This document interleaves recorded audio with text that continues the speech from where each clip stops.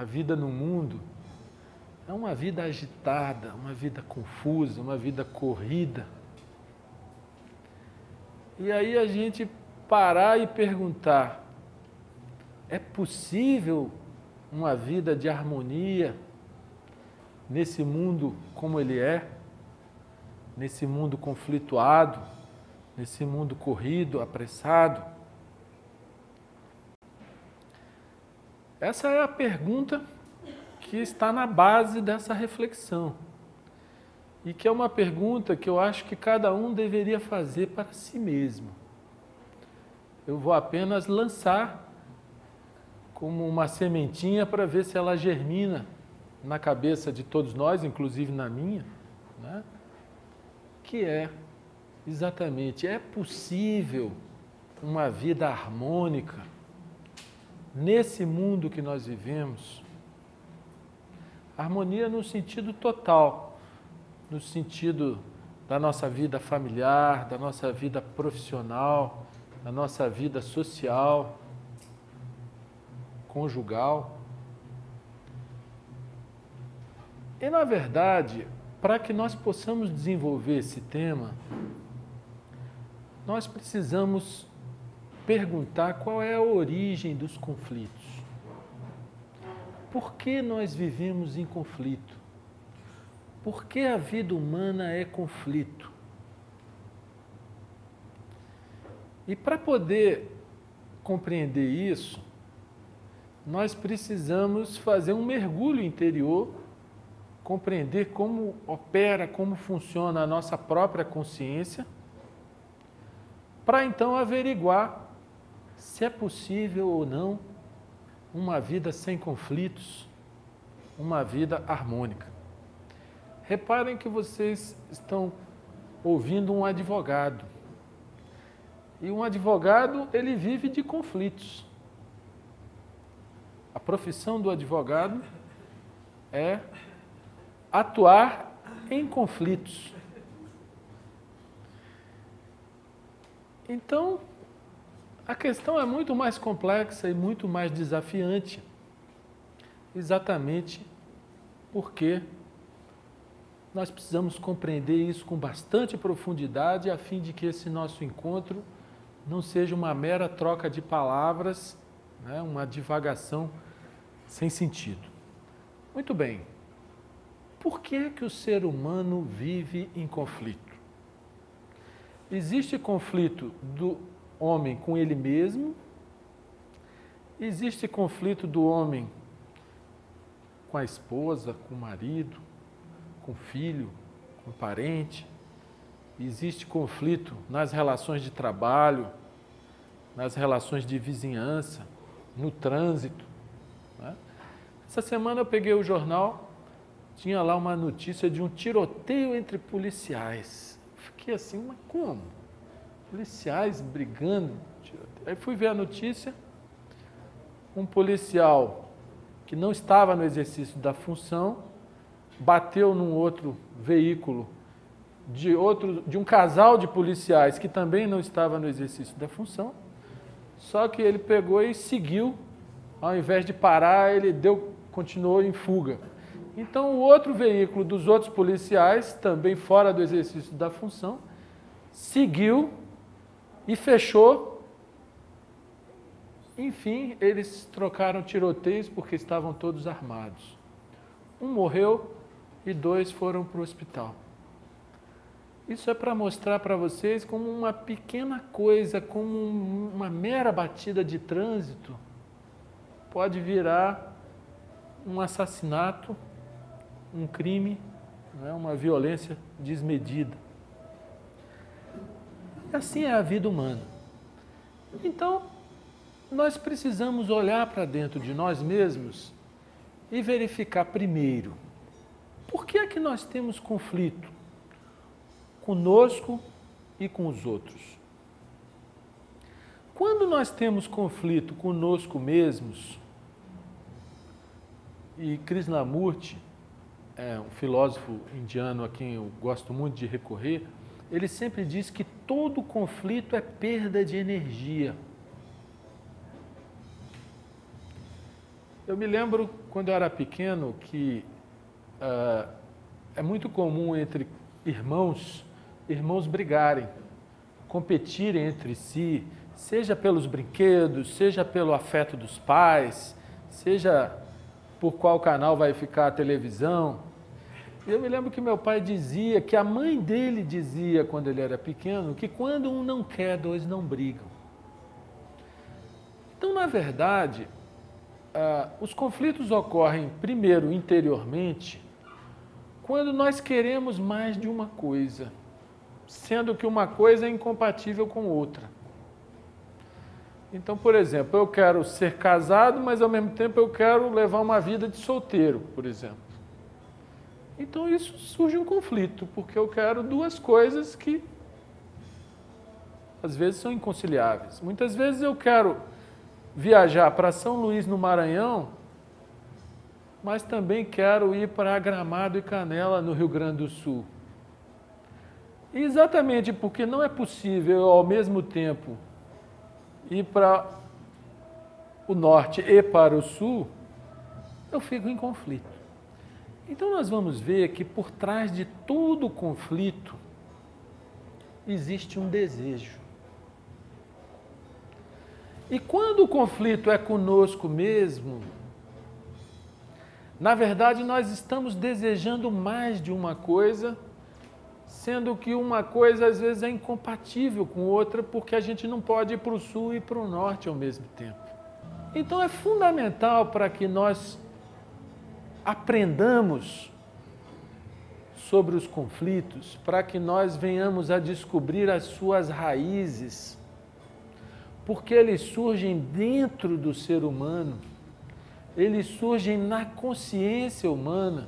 É fundamental que nós percebamos que conflitos decorrem de desejos. Desejos que muitas vezes são antagônicos, que não combinam, que são incompatíveis entre si, e muitas vezes desejos nossos em conflito com desejos de outras pessoas. Nós não estamos aqui para fazer uma apologia de que o desejo seja pecaminoso, que o desejo seja algo errado, até porque ele é um fato psicológico.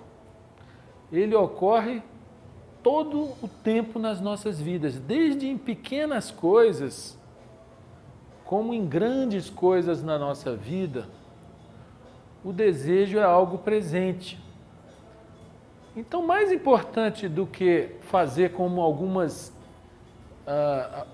instituições religiosas fazem, como desejo, algo pecaminoso, que é preciso renunciar ao desejo, mais importante do que isso é compreender o que é o desejo, como ele nasce, como ele opera na consciência e como é importante nós percebermos e estarmos conscientes dos nossos próprios desejos. Na verdade, os nossos desejos, eles nascem a partir de imagens que nós criamos na tela da nossa própria mente.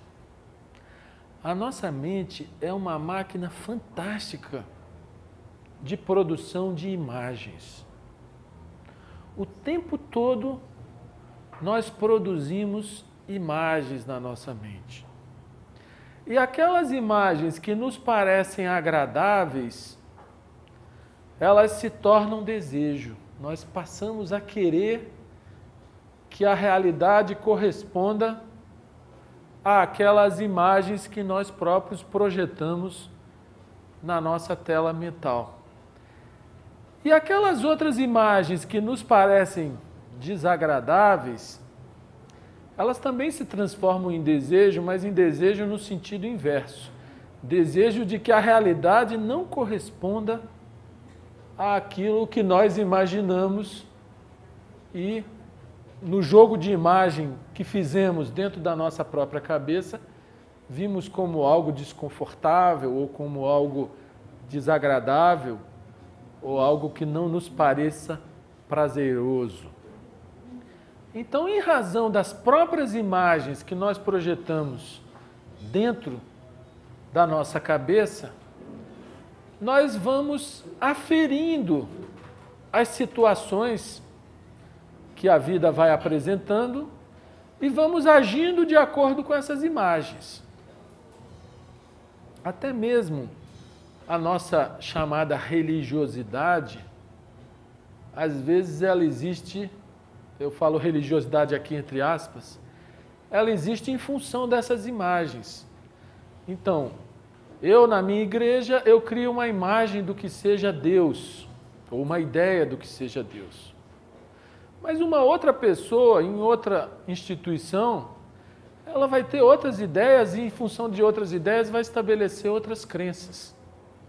E muitas vezes a gente entra em conflito com o outro em razão de crenças, né? As minhas crenças sobre Deus serão diferentes daquele outro que diz que não acredita em Deus. E o não acreditar também é uma forma de crença. E muitas vezes existem os conflitos e até as chamadas guerras religiosas, como se fosse possível isso, né? Como se pudesse existir guerra religiosa, em que uns vão guerrear em razão de uma ideia e de uma crença contra outros que têm outras ideias e outras crenças. Portanto, os conflitos se estabelecem porque as pessoas estabelecem imagens diferentes nas suas próprias cabeças, nas suas próprias mentes. E aí, eu quero que a gente sempre volte à pergunta original, se é possível uma vida harmônica, se é possível uma vida sem conflitos. Não sou eu que vou responder isso.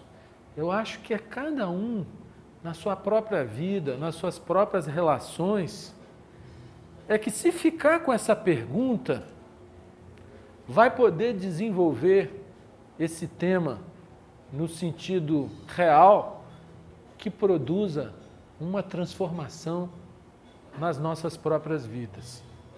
Então, como nós estamos o tempo todo produzindo imagens e sempre atuando em favor daquilo que nos pareça agradável, prazeroso, ou evitando, afastando aquilo que nos parece desagradável ou desprazeroso, e daí surgem os conflitos, nós voltamos à pergunta: é possível viver sem conflitos? Talvez essa pergunta levasse a uma outra: é possível viver sem imagens? Eu não diria que nós vamos criar a imagem de que devêssemos viver sem imagens, porque dessa maneira nós criaríamos conflito na nossa própria consciência.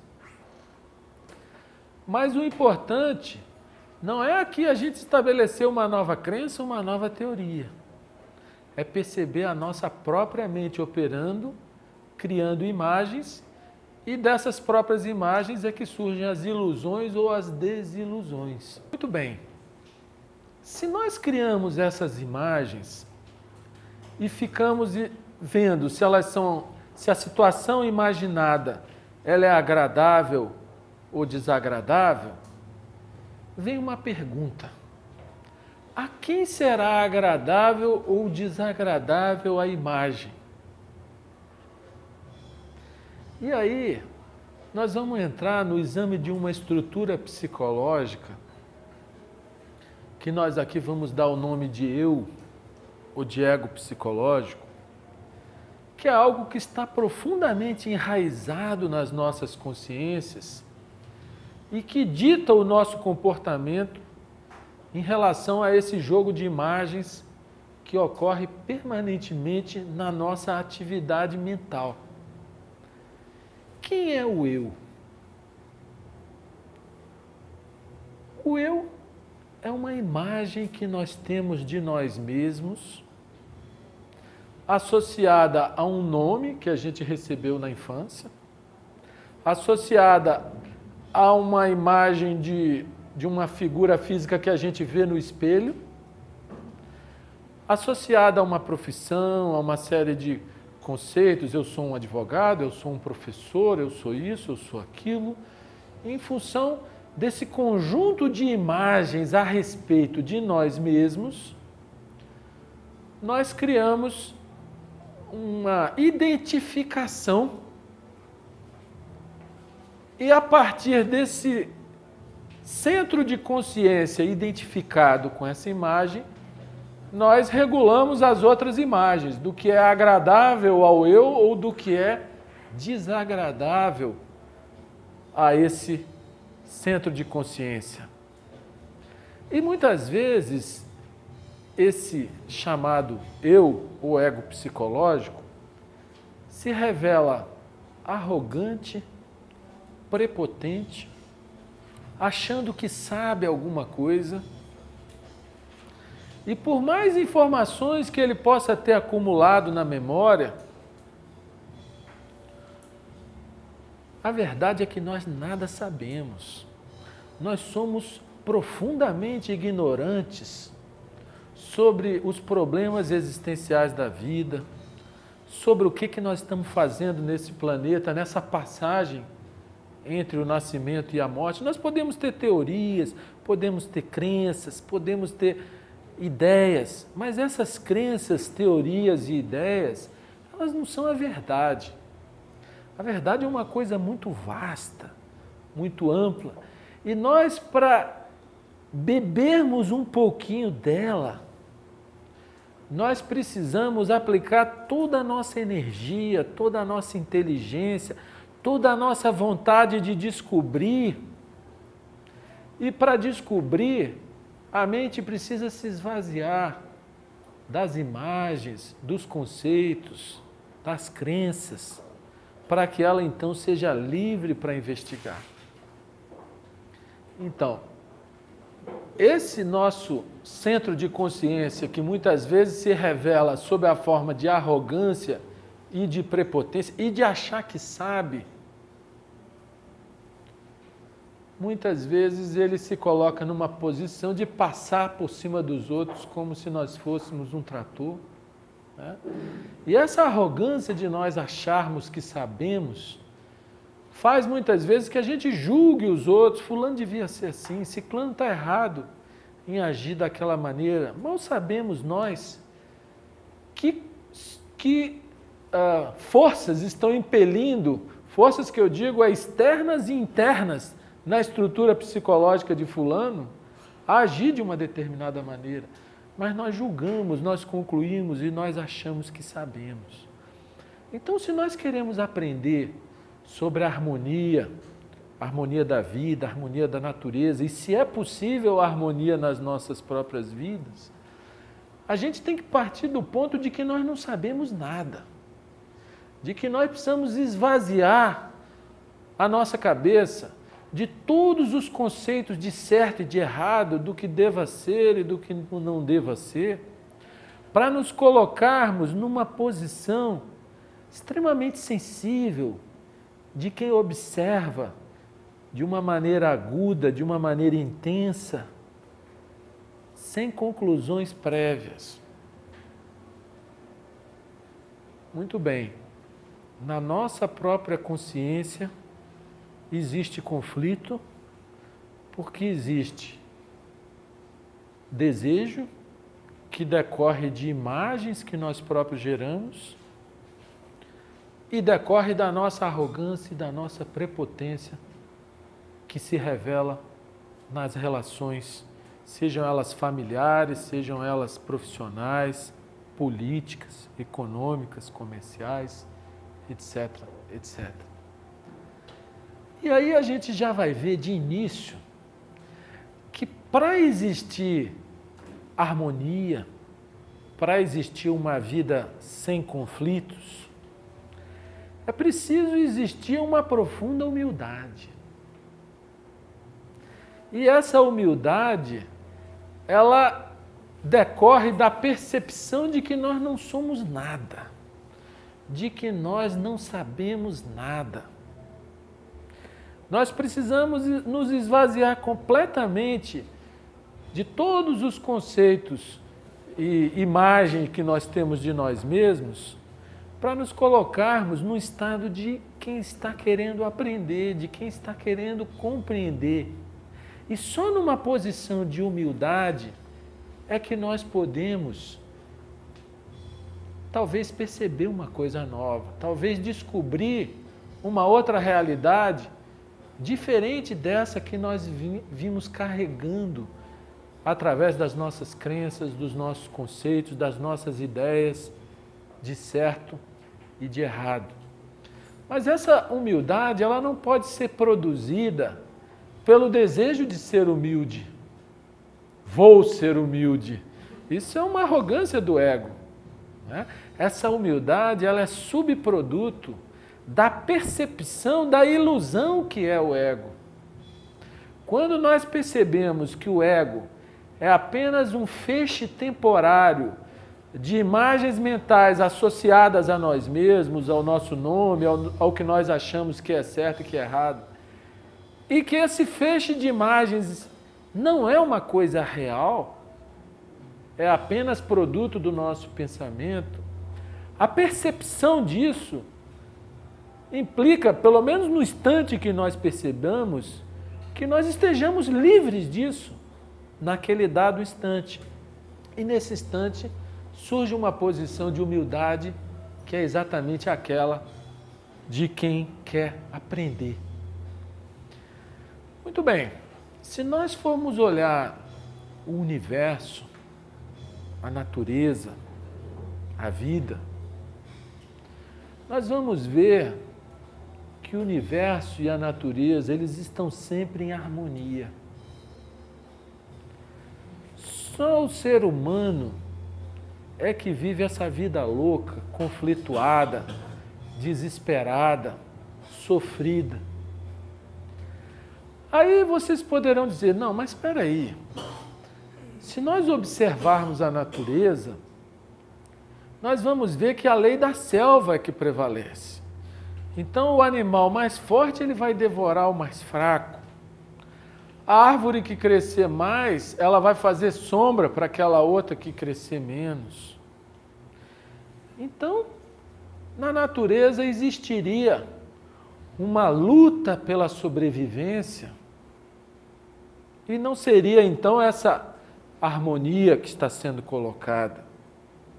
Será? Se nós olharmos, por exemplo, o movimento dos planetas, nós vamos ver que é um movimento profundamente harmônico, não é? Nós estamos aqui agora e o planeta está girando como uma nave espacial, recebendo luz do centro de vida desse sistema, não é? Uma luz que ilumina, que aquece, que permite a vida. E uma luz que é dada a justos, a injustos, a bons, a maus, a feios, a bonitos, a gordos, a magros. Portanto, a vida espacial, nós podemos dizer assim, que ela é uma vida, às vezes é estranho falar nisso, né? Vida espacial. Mas é preciso ver que se existe vida aqui no planeta, é porque existe vida no astro, que é o Sol, não é? Porque a hora que ele resolver apagar, aqui não existe mais vida. Então a nossa vida está conectada com a dele, talvez não esteja nem separada da dele, não é? Totalmente interligada, totalmente interdependente. Mas o fato é que o planeta se move de uma maneira harmônica, recebendo luz e calor da maneira adequada, né? Para que a vida seja possível. E mesmo na natureza dita selvagem. Outro dia eu estava vendo um programa desses sobre a natureza, naquele canal geográfico, né? E eu estava vendo que o jacaré, quando é pequenininho, né, que ele sai do ovo, ele resolve dar um passeio mais fundo na água do rio, a piranha vem e come ele. Mas aqueles que conseguem sobreviver e ficam grandes, aí as piranhas já não comem mais o jacaré, ele é que come as piranhas, não é? Num certo sentido, você pode ver a natureza olhando assim como a lei da selva, a lei do mais forte, a lei da sobrevivência. E não há dúvida que ela é assim. Mas a harmonia da natureza, ela não se quebra quando um animal come o outro. Até porque o animal só come o outro quando eles têm fome. E alguns, né? Porque existem os herbívoros, existem os frugívoros. Né? Alguns animais são carnívoros. E ele comeu e está satisfeito. Então, a leoa foi lá e comeu a zebra. Nem por isso as zebras vão fazer uma guerra contra os leões. Né?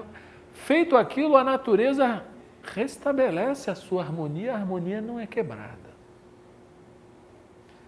Agora, se nós começarmos a investigar a presença do homem, a vida humana, aí nós vamos ver guerras religiosas, nós vamos ver criminalidade, nós vamos ver ódio, nós vamos ver bomba atômica, nós vamos ver todo tipo de coisa e mais.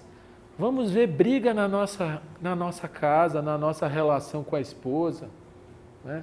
Briga com os filhos, com os pais, com os vizinhos, com os colegas, nós vamos ver conflitos de toda ordem. Então, não é difícil perceber que a natureza e o universo vivem em harmonia. O ser humano, exatamente por ter a capacidade de pensar, e essa capacidade de pensar o diferencia significativamente dos demais animais, infelizmente, ele não usa a sua capacidade de pensar em todo o seu potencial, no sentido de investigar, de buscar descobrir a verdade, de refletir com profundidade. Então ele usa a sua capacidade de pensar apenas no sentido do que é mais agradável para o eu, do que satisfaz ou do que incomoda o ego, ou seja, essa imagem que ele tem de si mesmo, e consequentemente ele vive em conflito. Basta você ligar a televisão, basta você abrir um jornal para você ver que a vida humana é conflito. Conflito nas relações comerciais, é uma empresa querendo devorar a outra, é uma pessoa querendo brilhar mais do que a outra, é um político querendo atingir um poder maior do que o outro. Enfim, é uma competição desenfreada e extremamente cruel. A vida humana chega a ser cruel porque não existe a sensibilidade de ouvir, de ver o outro, de ouvir o outro, de abrir-se para o outro. Não é?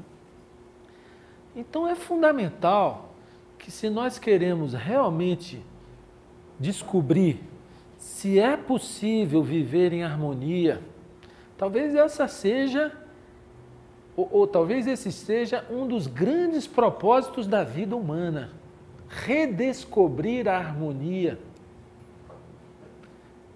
da natureza na vida de relações. Reparem bem, só um homem superior, só um homem elevado pode viver em harmonia, sem conflitos, né? Descobrindo qual é o seu verdadeiro papel na natureza e qual é o seu papel nas relações. Se essa autoimagem de eu pela qual nós lutamos tanto e damos tanta preferência em todas as decisões que tomamos, se ela de fato é algo real ou se faz parte da mentalidade que nós absorvemos hoje de uma sociedade profundamente individualista, e se é possível nós, verificando a falsidade dessa imagem de que somos separados dos demais, se é possível nos desapegarmos da satisfação dos nossos próprios desejos. Reparem bem, eu não digo que devamos reprimir desejos, que devamos sublimar, que devamos negar os desejos. O que nós precisamos é percebê-los. Eu até me acostumei a fazer uma coisa, porque a gente vive se aborrecendo no dia a dia, não é assim? Toda hora acontece uma coisa que incomoda, que aborrece. E a harmonia, ela não é você se colocar numa redoma de vidro e ir lá para um mosteiro isolado para que nada te incomode, porque ainda lá vai ter alguma coisa que vai te incomodar. Então a harmonia, se ela é possível, não é no isolamento, é aqui no mundo. A harmonia não é nada me incomodar, e sim como lidar com as coisas que me incomodam. Então eu me acostumei a toda vez que alguma coisa me aborrece, eu paro e pergunto, por que me incomoda? Por que tal coisa me incomoda? E sempre que eu vou a fundo nessa pergunta, eu acabo descobrindo por que me incomoda, porque eu queria que determinada coisa acontecesse de forma diferente. Eu queria que tal pessoa agisse de outra maneira. Sempre por trás do me incomoda, existe o meu querer de como as coisas deveriam ser ou não ser. Não é? Por isso que Krishnamurti fala que a mente religiosa ela se move de fato para fato. É aquela que percebe o desejo e encara os fatos como fatos. Pouco importa o que eu desejo sobre os fatos, eles são fatos. Alguns eu posso modificar, outros não. E ao perceber o meu próprio desejo em conflito com os fatos, eu me livro dele sem negá-lo, sem reprimi-lo. Portanto, o desejo não é o problema, porque o desejo é energia. Nós somos movidos a desejo. E nós precisamos de energia para descobrir a verdade, para descobrir se é possível uma vida em harmonia. Nós precisamos de energia para essa descoberta. E se nós negamos o desejo, ou se nós dizemos, não, isso é fútil, eu não tenho desejo, na verdade a gente está se enganando, porque todos nós temos desejos. Né? Mas o problema é percebê-los. A maioria dos nossos desejos não são percebidos, eles são inconscientes. E quanto mais inconscientes, maior a força e o poder que eles têm sobre nós. Não é? Então, ao percebermos os nossos próprios desejos, não só nós não entramos em conflito com eles, nós vamos ver que alguns poderão ser satisfeitos e outros não, conforme a realidade dos fatos. Não é? E aquela energia que é própria do desejo, ela é trazida para um plano mais elevado da consciência, que é a própria percepção. É a própria percepção das coisas. Então, a gente vê que o desejo está na raiz dos conflitos. Seja o conflito pessoal na sua relação familiar, seja o conflito entre uma empresa competindo com outra, querendo devorar a outra, né? Assambarcar uma fatia maior de mercado. Tudo isso é o desejo das pessoas operando nas relações. E aí nós voltamos à pergunta: é possível viver sem conflito? A gente às vezes acha que se nós não tivermos desejos, a nossa vida vai virar uma pasmaceira, uma estagnação. E também que os outros vão fazer da gente gato e sapato. Não é? Então a gente muitas vezes acha que a gente tem que se afirmar perante os outros, que a gente tem que se impor perante os outros, senão os outros nos atropelariam e nós seríamos uma nulidade nas próprias relações humanas. Será que é isso mesmo? Será que nós de fato precisamos nos autoafirmar? Será que a autoafirmação não é algo infantil?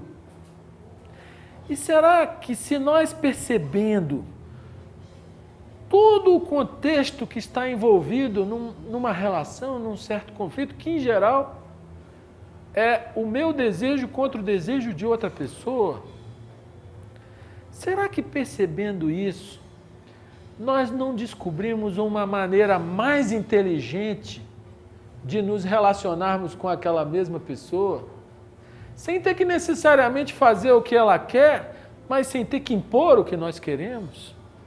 Será que com inteligência não vem uma habilidade de como lidar com a situação, como lidar com os nossos próprios desejos e com os desejos dos outros? Mas se nós não percebemos os nossos desejos e se não temos a sensibilidade de ouvir o outro, de nos colocarmos no lugar do outro, para perceber também o desejo no outro,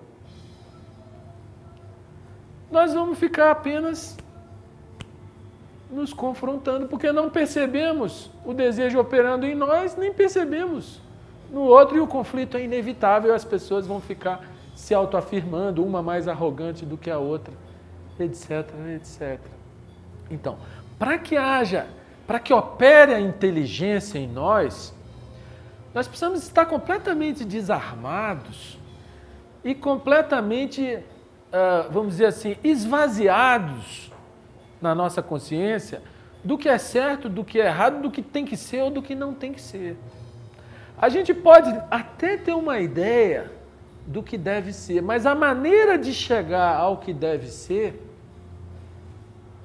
certamente, se for o correto, não será através do conflito. E aí a gente volta àquele ensinamento que meu pai dizia, que a mãe dele dizia para ele: quando um não quer, dois não brigam. Né? Sempre é uma maneira inteligente de, ao mesmo tempo, não ser submisso e, ao mesmo tempo, não impor nada a alguém. Por que não impor nada a alguém? Uma das leis fundamentais da espiritualidade é a lei do livre-arbítrio. Toda pessoa tem que descobrir a verdade por ela mesma. Nós não podemos impor a verdade a ninguém. Então, se nós percebemos que, de fato, a lei do livre-arbítrio ela é fundamental no processo de desenvolvimento da consciência humana, nós não vamos querer atropelar as pessoas, nós não vamos querer impor a nossa visão da verdade ou a nossa crença ou o que a gente acha que deva ser certo ou errado. E mais, quando de fato alguma oposição aparece a alguma posição nossa ou algum desejo nosso, pode saber de uma coisa, que essa oposição sempre contém um ensinamento. Toda oposição que aparece a qualquer movimento que nós queiramos fazer na vida, essa oposição, essa pedra no caminho, ela está ali para nos ensinar alguma coisa, para nos ensinar um pouco mais sobre nós mesmos, sobre a natureza humana, sobre a arrogância humana, sobre a prepotência humana. E é exatamente através dessa dinâmica da vida que a nossa consciência vai despertando e descobrindo a verdade. Portanto, a questão sobre o desafio da harmonia, se é possível uma vida harmoniosa nesse mundo de conflitos, é o desafio da compreensão da nossa própria consciência, de como ela opera todo dia, a todo momento, a todas as horas. Portanto, esse tema, ele não vai ter uma resposta definitiva. Eu posso dizer que é possível uma vida harmônica, que é possível uma vida sem sofrimento. Mas isso não adianta, não quer dizer nada. O Krishnamurti diz isso. Eu confesso que eu estou todo dia aprendendo sobre isso. Por quê? O que é o sofrimento? O sofrimento nada mais é do que o nosso desejo frustrado. Aquilo que a gente queria que continuasse e que a vida, por alguma maneira, fez com que não continuasse. Ou aquilo que a gente queria que acontecesse, que a vida fez com que não acontecesse. Então, se nós temos humildade para aceitar a vida como ela é, mudando o que pode ser mudado e aceitando o que não pode ser mudado, o sofrimento acaba, ele se desfaz. Na verdade, o nosso sofrimento, ele é tanto maior quanto o nosso inconformismo com as coisas como elas são. A nossa não aceitação do movimento natural da vida, da sabedoria que a vida tem, do fluxo natural de vida e morte. Nós queremos perenizar essa nossa passagem pelo planeta quando a morte faz parte da vida. E se nós aprendemos a morrer a cada instante para o passado, para as ideias, para os conceitos, para as crenças, né? A partir do momento que nós aprendemos a morrer a cada instante, a vida se renova de uma maneira muito mais bela e muito mais plena. E aí nós não vamos mais temer a morte, porque a morte é a vida. Né? É só a nossa identificação com o ego, com o corpo, com o nome, com os bens, com as pessoas, né?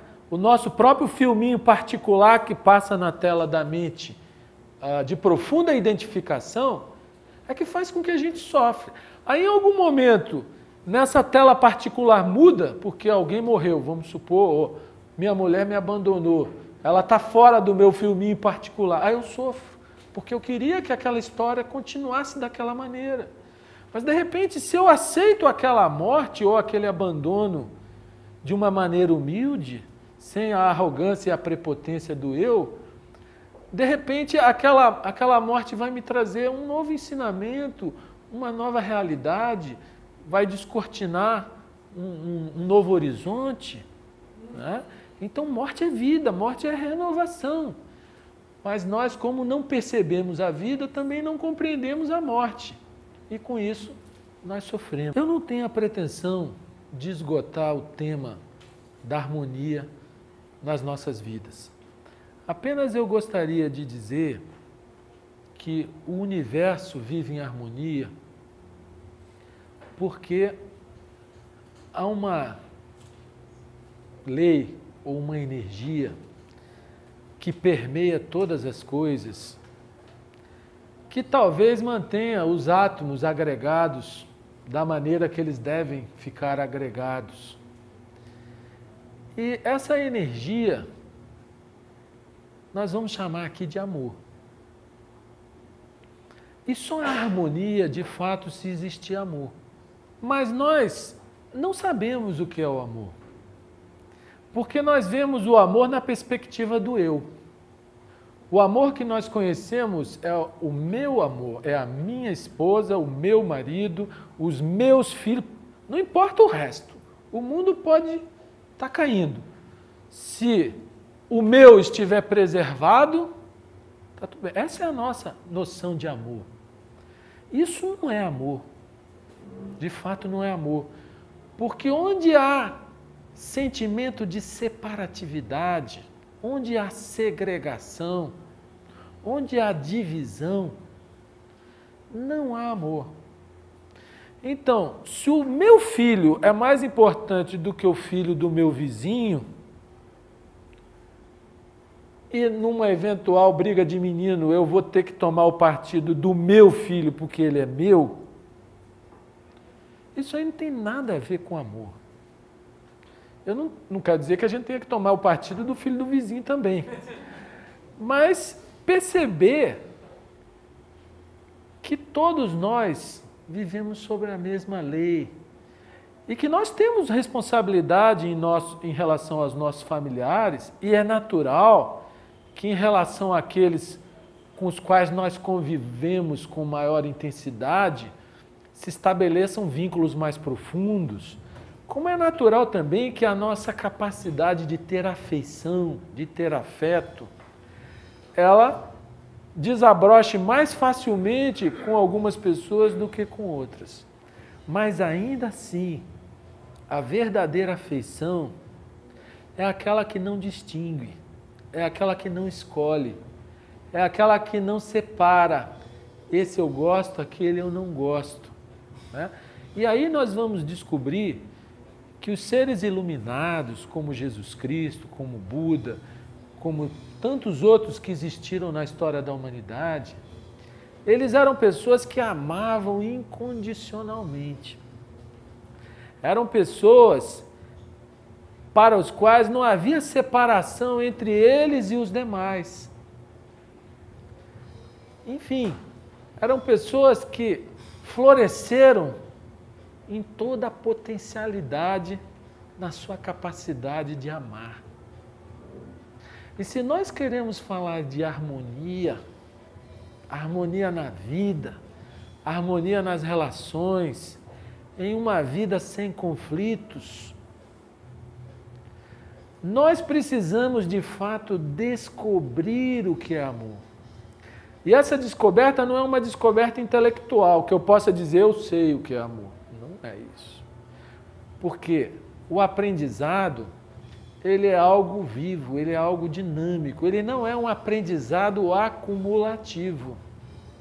Tudo aquilo que a gente acumula na memória pode ter um valor muito grande para coisas técnicas, para a gente exercer uma profissão, para a gente saber construir uma casa, uma ponte, um avião, seja lá o que for.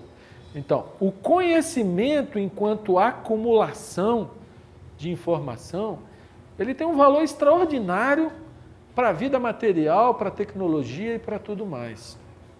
Mas para a descoberta da verdade, que é algo que não pode ser possuído, a verdade não pode ser possuída.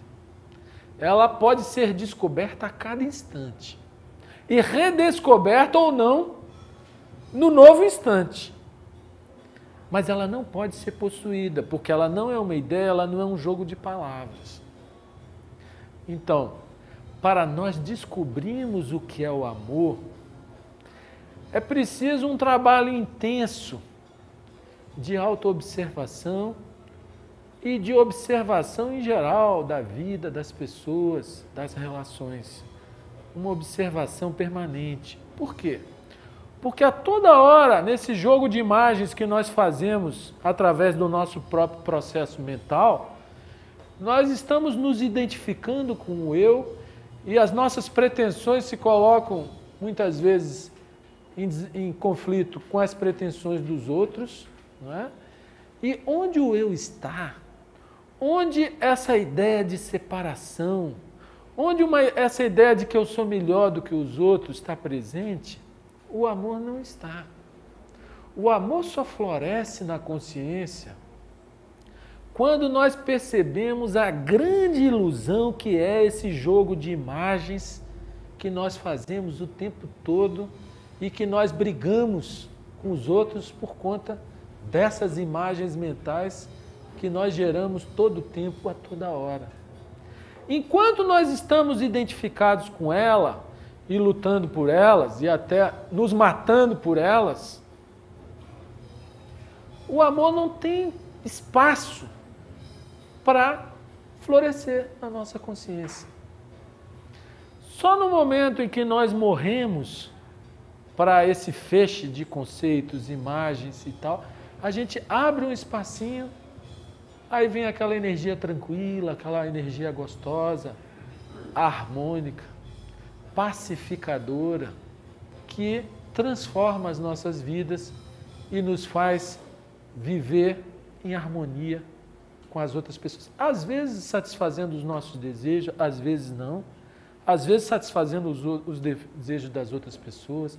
Quando a gente percebe isso, quando a gente entra nessa dimensão da consciência em que o eu tem muito pouca importância, é engraçado, porque a gente acaba sentindo mais alegria em fazer o bem para os outros do que quando a gente se coloca em primeiro lugar.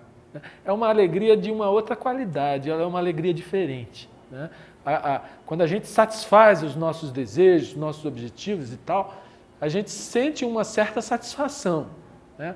Mas quando a gente realmente faz alguma coisa desinteressada, alguma coisa que não é para parecer melhor do que ninguém, não é para se achar nada, quando a autoimagem está morta, pelo menos naquele dado instante, a alegria que vem de você comungar com o próximo, de você cooperar nas relações, de você se sintonizar com a beleza da natureza, das pessoas. É uma alegria que não tem palavra para descrever. Ela tem uma qualidade completamente diferente, né? E ela só vem quando a gente aprende a morrer para todo esse feixe de pensamento, de imagem, de desejo, de quero, de gosto, de não gosto, de tem que ser, de não pode ser, etc, etc. Mas isso é trabalho permanente. É trabalho para todos os momentos das nossas próprias vidas. Nós podemos continuar vivendo em conflito, podemos continuar vivendo essa vida de mera satisfação material. Por isso é que eu digo que o homem é profundamente ignorante, porque ele luta tanto por coisas que talvez vão valer só por um período curto de uma vida, que se durar muito vai durar 90, 100 anos e olhe lá. Mas o que é isso perto da eternidade? Uma vida tão curta e a gente se matando por coisas que nós vamos ter que largar, queiramos ou não, nós vamos ter que deixar para trás. Então isso é ignorância, né? A gente viver nessa perspectiva tão curta. Agora, compreender o processo da vida, compreender esse mistério profundo que envolve o nascimento e a morte, que está sempre presente nesse movimento infinito que é a vida, talvez isso possa nos trazer para um horizonte que não seja tão curto, que é o horizonte da satisfação material. Eu não digo que nós não tenhamos que ter no mundo material mínimas coisas, uma vida saudável para você ter onde morar, você ter como se locomover, você ter meios honestos de subsistência. Eu não estou desmerecendo a vida material, porque eu acho que a vida material e a vida espiritual, elas são uma só. Não existe essa separação. Agora, a ignorância da nossa parte, quando a gente joga todo o nosso esforço, todo o nosso interesse, todo o nosso empenho apenas para a satisfação material. Porque nós podemos encontrar outro tipo de satisfação que, na verdade, ela não está buscando nada, ela só está compreendendo, ela só está se integrando harmonicamente com a natureza, com as pessoas, com as relações e talvez descobrindo uma maneira de viver que vale muito mais a pena do que essa mera vida de satisfação material. Então, meus queridos amigos, esse é um tema profundo, é um tema vasto, é um tema ao mesmo tempo fácil e difícil. Depende de nós procurarmos observar a nossa própria consciência, procurarmos observar a nossa própria vida, as nossas próprias relações e, quem sabe, ficarmos com essa pergunta. Eu acho que essa pergunta, ela traz muita responsabilidade para cada um de nós. É possível uma vida harmônica? É possível uma vida sem conflitos? Se nós, de fato, ficarmos com essa pergunta, no primeiro problema aqui, na hora que a gente sair desse ambiente e o sujeito fechar ali na esquina, talvez essa pergunta sirva para alguma coisa, né? Ou em casa a mulher reclama, você chegou a essa hora, você devia ter chegado mais cedo e tal. Essa é uma pergunta fundamental, que se nós de fato nos perguntarmos, é possível uma vida harmônica, é possível uma vida sem conflitos, nós vamos perceber a imensa responsabilidade que cada um de nós tem na transformação das nossas próprias vidas e na transformação do mundo. Porque o mundo é o somatório de cada um de nós. Na medida que nós nos transformamos, o mundo já se transformou, porque ele já não será o mesmo.